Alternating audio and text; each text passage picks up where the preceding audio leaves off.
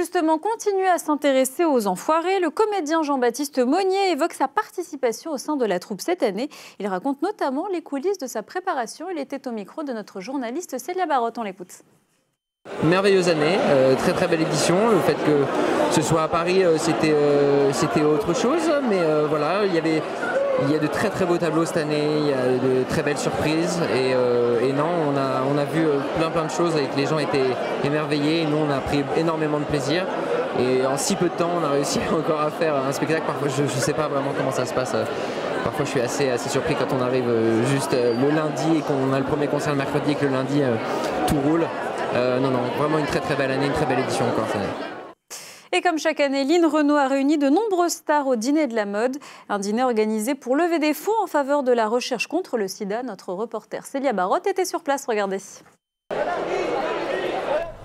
Parce que l'union fait la force, ils étaient 450 personnalités à participer au dîner de la mode du SIDAction. Initié depuis 2003 par l'association au ruban rouge et la Fédération française de la couture, ce rendez-vous annuel est un incontournable pour les célébrités. On est tous ensemble, c'est le monde de la mode, du cinéma et de l'art. Et c'est vrai qu'on est devant à plus en plus des progrès, mais il faut continuer. Voilà, c'est important de toujours être là, de se mobiliser voilà, pour apporter aussi beaucoup d'argent, pour continuer la recherche. Et voilà, c'est une cause qui me tient à cœur comme beaucoup de gens. Évidemment, ça va beaucoup mieux que dans les années 80. À l'époque, c'était vraiment traité comme des chiens et l'espérance de vie était très courte. Mais il y a encore beaucoup de discrimination à l'emploi, au logement, des gens qui sont exclus. C'est quand même une maladie, beaucoup moins qu'avant, beaucoup de choses ont été faites. Mais c'est quand même une maladie qui reste un peu honteuse. Pour la première fois, c'est au cœur du pavillon Cambon-Capucine à Paris que les personnalités médiatiques et de la mode ont apporté leur soutien au SIDAction, fondé par Pierre Berger et Line Renaud il y a 26 ans déjà. C'est pas du tout parce qu'on a trouvé des traitements qui font vivre les personnes que la maladie n'existe pas et que la contamination n'existe pas.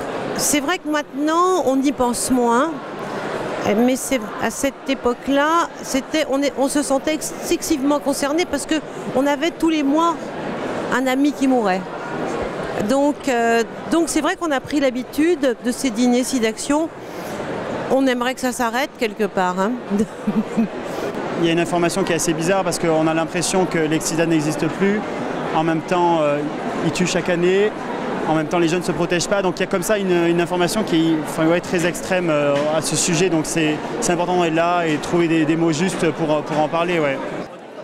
Et parce qu'en 2018, 770 000 personnes dans le monde ont succombé au VIH, il devient important de sensibiliser la nouvelle génération. C'est important aussi d'utiliser cette voix, cette lumière pour mettre en lumière une association. Il y a un vrai travail aussi de don à faire pour pouvoir faire évoluer la science parce que là où elle était il y a quelques années, c'est pas comme aujourd'hui, ce sera pas comme demain. Et si on continue à donner, ça pourra évoluer. À un moment, on pourra complètement éradiquer cette maladie, on n'en entendra même plus parler.